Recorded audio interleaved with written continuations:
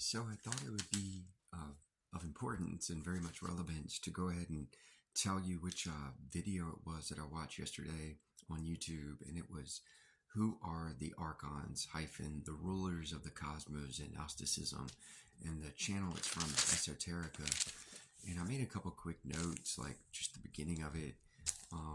According to this Gnostic text, and what I'm trying to tell you that I realized individually of even knowing this exact material, but the cosmos around us, or like what we're more or less bringing into fruition.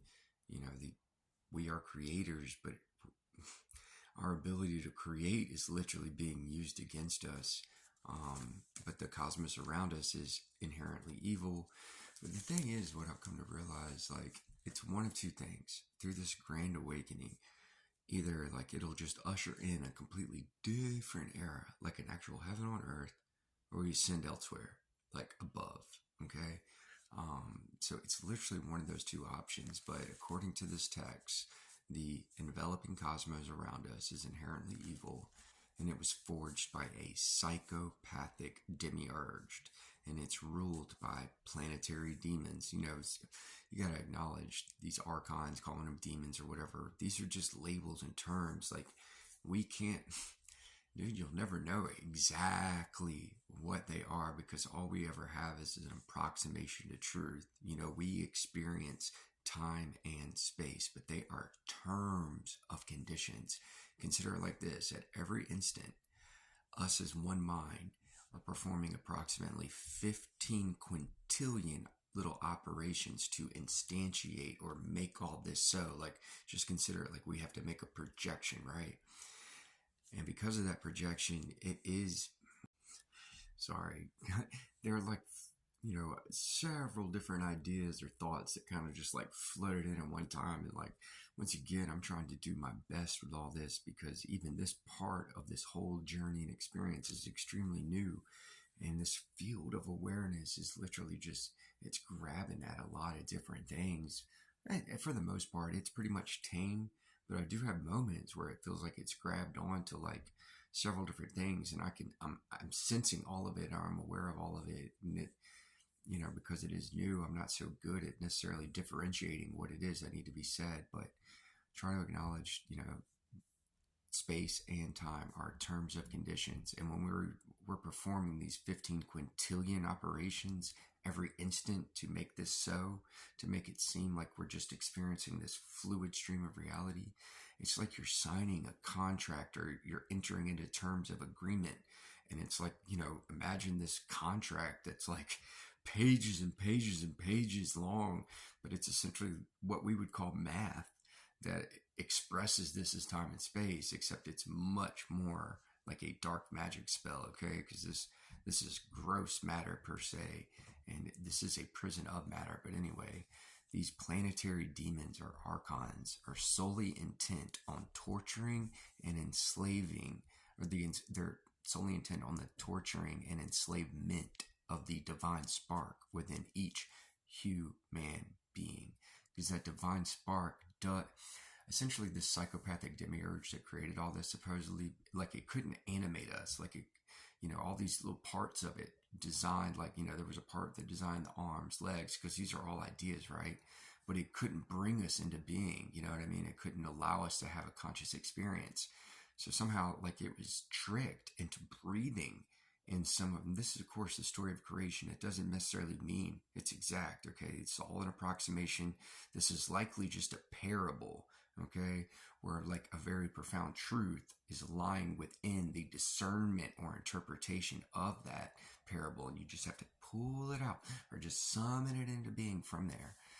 So anyway, the divine spark, it was a breath essentially from this psychopathic demiurge, because it itself was created by what we would call God, okay? Because, just try to consider God as the totality of all possibility, or the maximum of wholeness and absolute oneness. But anyway, so human being is the mind of God in being. That's the Sanskrit etymology of where human being comes from. So divine spark is a breath that was put into us by this psychopathic demiurge, because it was more or less tricked to place the only divine part of itself into us so it could bring us into being. But these archons are like our prison guards inside the cosmic cell that we're in. This is a prison, man. It's a prison of matter. Okay, I thought even like a week ago we were more or less a grand idea of what we call God, but we weren't. We were not created in God's image. We were created by essentially demons. You know what I mean? All of this in order for us to use magic against ourselves. And as I'm saying this, I'm being reminded of that Wanda series on Marvel. That series is essentially telling us what is going on with us. She was using her own magic against herself to create an undesirable reality. We do that at every instance, all of us as a collective, sorry. But that's literally how it is, okay? But anyway, and what we're doing, we're engaged in a game, okay? You can call it good versus evil, but it is, quote unquote, the oldest game. And we are just trying to, or fighting for, the discovery of our inherent divinity as the spark within us all. All there is the us. We are a collective. We're many aspects of a whole, but we just know ourselves as people leading lives and all this sort of jazz. And it's something that is not so. And I wrote this yesterday. There's no easy way to learn and know that not only is your so-called life not a life, it's a game from beyond antiquity, which is to say primordial, and that you're getting your butt kicked because instead of playing, you were busy baking cookies and paying taxes, where the latter literally strengthens your evil opponent while supplying them ammo to use against the us. Well, guess what? This ends now. And this is humorous, but at the same time gross. But it's like the little kid in PE playing dodgeball that's picking his nose and then just gets reamed by the ball, except it's happening over and over and over and over and over and over again. Like, dude, it's not inappropriate to consider it like that. And yeah, we've been the little kid picking his nose when he should have been, having his wherewithal, keeping his head on a swivel, so to speak, because he's playing dodgeball. But no, man, that's just not what happened. But, once again, it's as if this is a computer simulation and it's just a bunch of binary code. But a little bit of binary code learned, realized, and now knows itself as binary code. And it's going around to the other bits of binary code, trying to inform and stir it from its processing, letting it know it's binary code so we can come together and make stuff happen.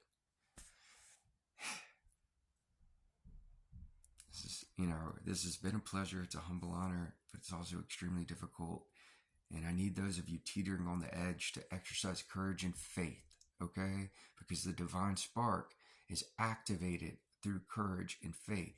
And that is like a precursor to exercising this love and hope to go ahead and win this, okay? Or to just ascend onto the next level.